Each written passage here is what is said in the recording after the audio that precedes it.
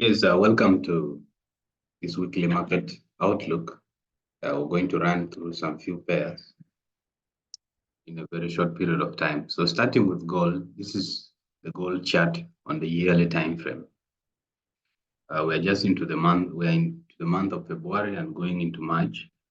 So we can still have a look at the yearly chart. And the yearly chart, we see a strong bullish candle closure and the market forming a new high at around 2,147 price area on gold. So that is the highest gold has ever gone. Then when you still focus on this big bullish yearly candle, you can tell there are a lot of factors that led to this candle being bullish, meaning gold becoming stronger. A typical example of a safe haven. We could clearly see last year we had the Ukrainian war, the Russia-Ukrainian war, and then we also had the Gaza conflict. And because of this, gold was able to shoot up and form the new all-time high that has never been there in the market. And that is the price 2,147. So with that being said, we can clearly say our lowest has been for that year has been 1,804. So these are the areas in which we're working with gold. So once we clearly have that, we have an all-time high, and then that. So it is also important to look at the previous high, which was this area, 2075. That was our previous all-time high before the new one. So that now tells us these are the resistances we have throughout this year. And possibly these are the support areas we have throughout this year, and maybe this low, which will take long for the market to actually come here. So with that being said, we can go to our monthly chart, and on our monthly chart, we can begin to also be more specific about the monthly highs and monthly lows. Remember, the highs and the lows determine our support and resistance areas. So we adjust them to make them look good. So on the monthly perspective, we have previous monthly lows, these ones there. So we can mark them and they will actually act as our support. So this week acts as our support, and also this week acts as our support. Now this month has not yet closed, so we cannot conclude that this is a support area based on the monthly, but on a lower time frame we could. But of course this month has already been wicked through, so we may not know so much focus on it. So let's do that. We come to the weekly, and on the weekly, this is what we have on gold. So as we talk now, we had this price doing a breakout out of this original high, which was 274 area, and then price breaking back inside, and now it is coming down, but in a range. So with that being said, this week has closed bullish. Yeah, there's the dollar is actually weakening, so that's why maybe gold is heading up. But then now when we come to the daily, we can have more picture. So on the daily, you can clearly see now this strong candle break here took away this high. Okay, so this, when you just plot it like that, that becomes our daily support area. If you still want, you can actually make it this to cover for this low.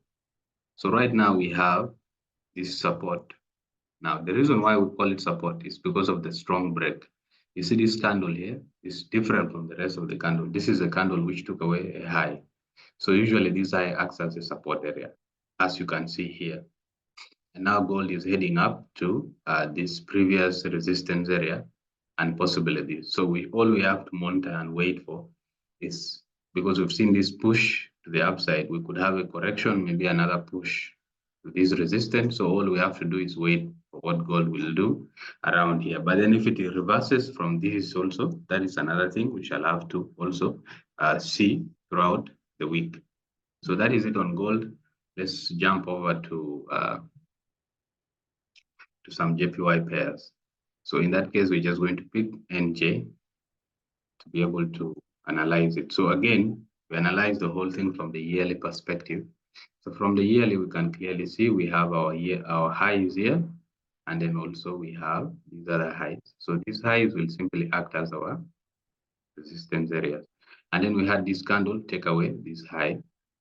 And we could say this candle is taking away this high, but the year has not yet closed. We have about 10 months left. So this is not relevant on the yearly time frame, maybe on the monthly time frame.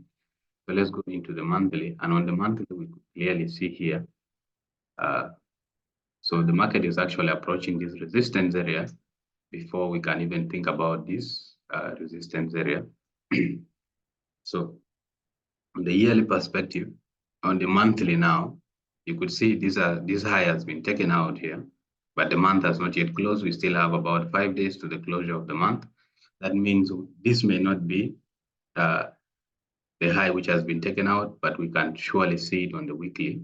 So on the weekly, we can now conclude that this was the high which was taken.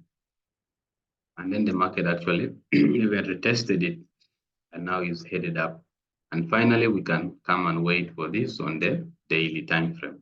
And on the daily time frame, all we have to do now is to wait for price to be able to reach to this resistance, and we see whether there will be a pullback down. And that is the best action that we have to do now. And this actually works for other JPYs across. So you could actually look at one more JPY, and that is Gbpjpy. All right, so looking at Gbpjpy again, you can clearly see that this is our high here, which will also act as our resistance before we can even think of this all-time high. And then now you can clearly see here where price broke out from, and then also this other high, because the monthly candle has closed. Okay, the same thing, you can also see these lows here. They were acting as our support. So once we have this, you just mark your highs and the lows. We can go to a monthly chart, and on the monthly, this is what we have, price approaching this resistance area. And the best thing we have to do is actually wait for price to be able to come there. Yes, of course, we have areas here where price has not retested them, but maybe that will happen later. So coming on to the weekly, you can clearly see how price is approaching that resistance. If you can just see how price is approaching that resistance here, you'll open up your eyes and be able to see. So it's not approaching this with a lot of momentum. This is forming highs and taking them, forming highs and taking them the same way. This high has now been taken, and then we have the market possibly coming to form a new high. So with that being said, we can come to the daily. And on the daily, you see this high was taken, retested, and market is there, pushing all the way up to this. So clearly, you can tell that the JPYs are weak across all pairs, and the best we can do is to actually wait for them to be able to materialize. Yeah, with that being said, let's switch on to the dollar pairs. And that will mean we just summarize the dollar by looking at the DXY.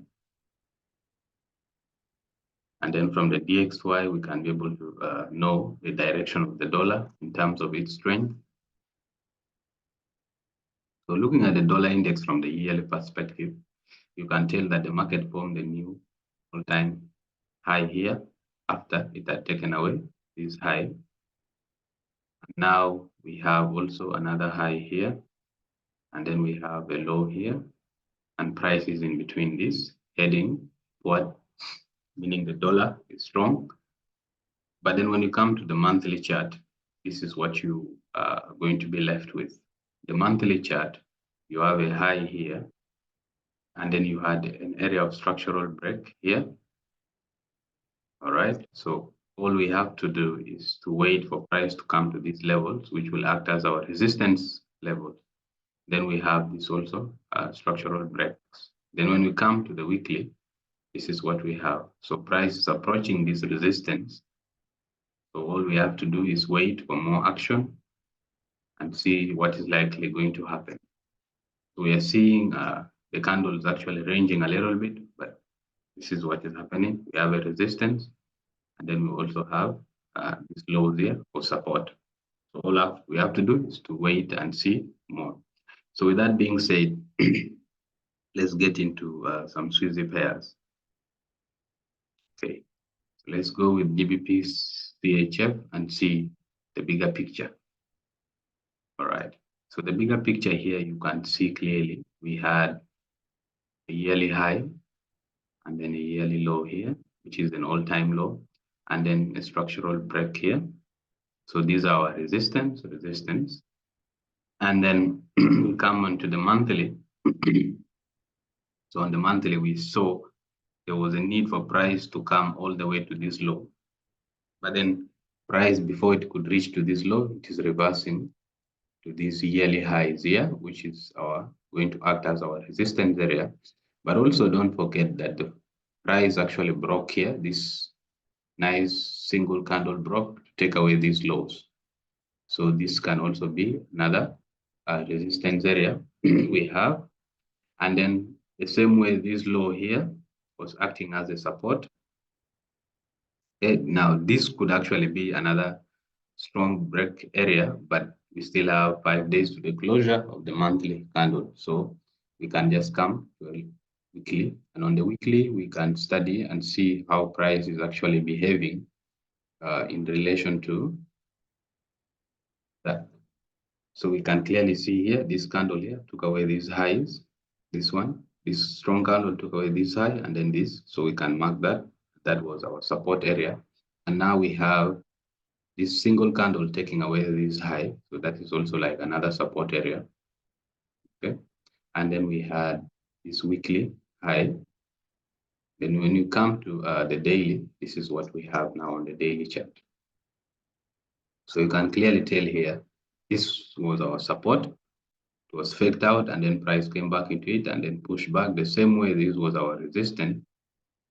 Our support, price came to retest it and push back here. We also had this previous high, which was also broken up by this candle. Price came to retest it and it's headed up. And now we simply have double tops, but then all we have to see is a strong break to the downside to tell us the direction is changing. Otherwise, this resistance may not hold, and also this, and then finally this. Okay, so that's what we have on pound Swiss. And then finally, let's look at yeah. So that will tell us more about the Swiss pairs. So we can cross into the card pairs. So that case, let's look at Eurocard. Actually, Eurocard, I think we have already sent it in the group. I think our analysis still stands in the group. All right, so let's go into, let's look at Nzdcad. So with Nzdcad, which will be our final trade, if you look at the yearly, you can clearly tell it is bearish. And then we are looking to fill up this week, the low of this week, and also these lows of this week, while knowing where until the yearly high has been. And then from that case, we can switch to a monthly. And on the monthly, look at this candle, took away this high. So that was our support area here. And now we have, if you can just extend it, see this here, this is where this candle took away this high, this high, this high, but this is the lowest side. So this was our support. And now we have this monthly highs here, which will act as our resistance before we can think about the yearly highs here. So when you come to the weekly, this is what we have. So you can clearly tell how this support area has been holding price. And price retested it and now it's headed back all the way. And then on the daily, this is, I mean, on the weekly, you also need to see, because this week has closed by taking away these highs here, this can also be another support as price is headed up there. So we have support and then we have a resistance area here. So maybe all we have to do is wait for this to be broken, retested as price heads up, or price pulls back to retest this and heads up. So that's what we have for this week. And then looking at the fundamentals, let's see whether we're going to have any serious fundamentals for